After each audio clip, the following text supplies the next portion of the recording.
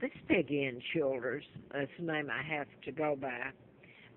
That's the YouTubes. If you care to follow this and go back, I can't get it on an 8-minute tape or a 10-minute because I have to give so much background.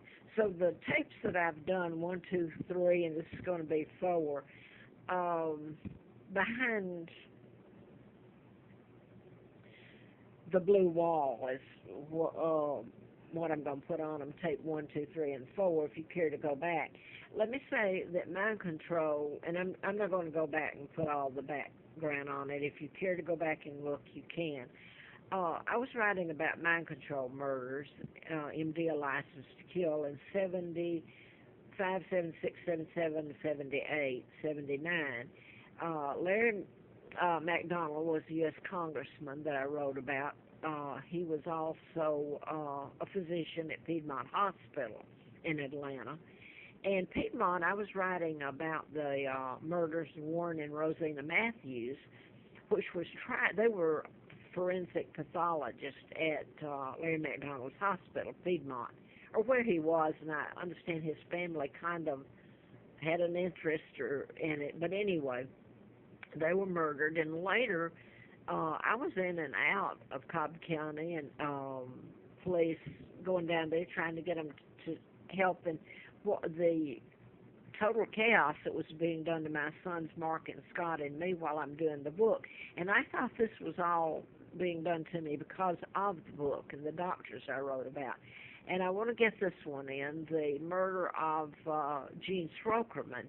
She was killed on Christmas Eve, probably in 76 or 77, and my attorney, Fulton County, he was former Fulton County DA, Eugene Kaiser, was her attorney also, and then they gunned her down in Piedmont Hospital by the Christmas tree, and she was working for Hardiman, psychiatrist.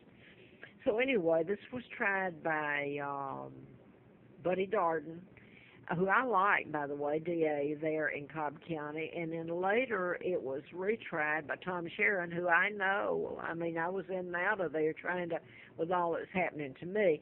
Anyway, antifreeze was put in to me April the 1st of 80, and I should have died. It was a hell to burn your brain and bake it, and you lived through it was a fiasco that was done to me.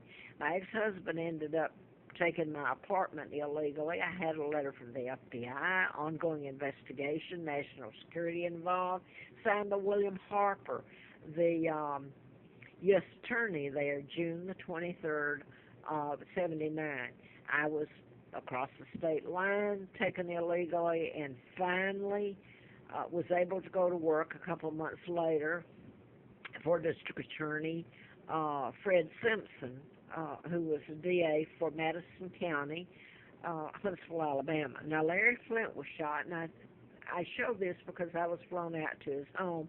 And by the way, I want to say this. I'd never met him, but I knew his was a mind control murder, March the 6th of 78, and I'm living at Moonraker doing the book. And he was brought into Gwinnett County, which is Lawrenceville, Georgia, where he was shot.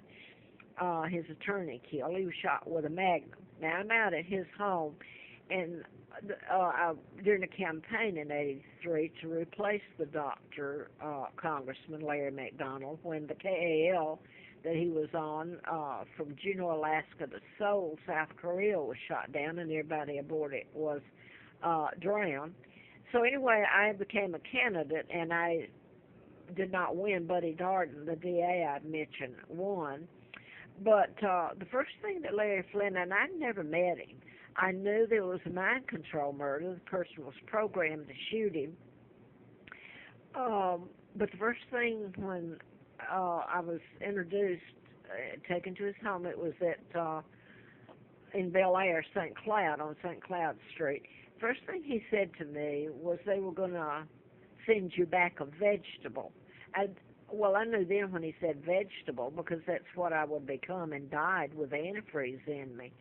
I didn't know what he meant by send me back. It was a little later I started finding out that I'd been kidnapped from Buckingham Palace and brought to Moulton, Alabama, and given the name of a twin, Peggy Ann Dempsey, married Childers.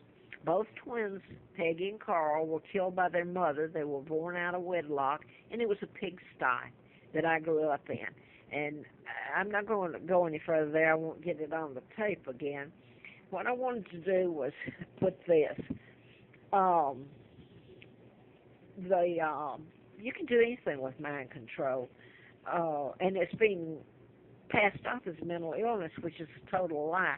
So the ones that I've told about have been done in patterns, and the agency doing it, I don't know. Hopefully it'll be told. I hope I live to see it told.